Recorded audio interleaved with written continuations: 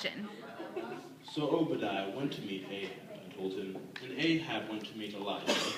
When he saw Elijah, he said to him, "Is that you troubler of Israel?" "I have not made trouble for Israel," Elijah replied, "but you and your father's family have. You have abandoned the Lord's commands and have followed the Baals.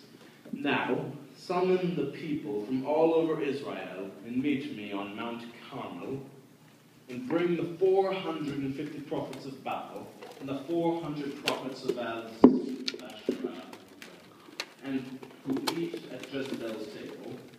So Ahab sent word throughout all Israel and assembled the prophets on Mount Carmel.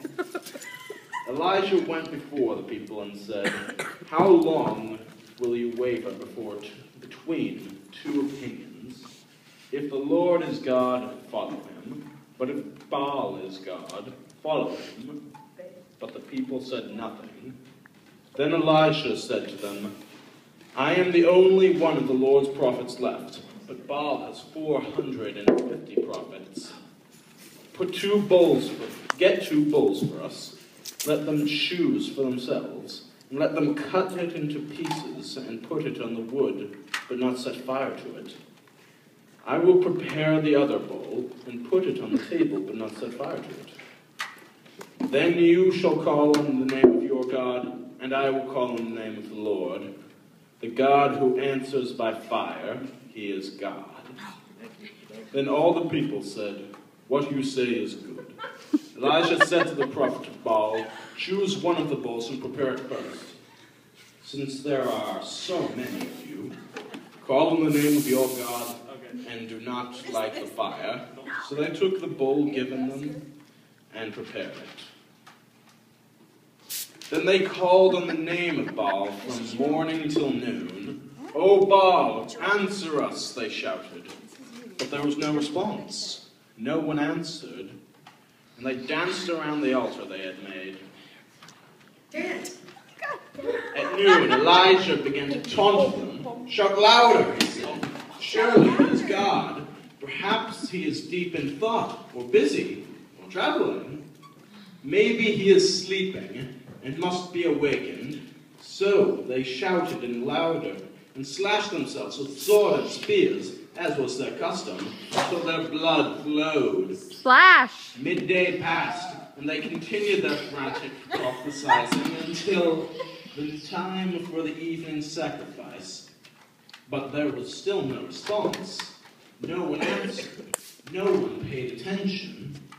Then Elijah said to all the people, "Come here to me." They came to him. Come at me, bro. And he prepared the altar of the Lord, which was in ruins.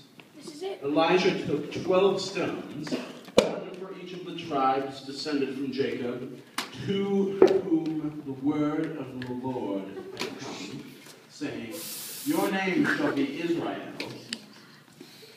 With the stones he built an altar in the name of the Lord, and he dug a trench around it large enough to hold 2 seeds of water. Let's see. He arranged the wood, cut the bowl into pieces, and laid it on the wood.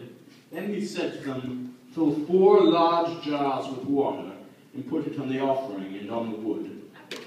"Do it again," he said, and they did it again. "Do it a 3rd time," he ordered, and they did it a 3rd time.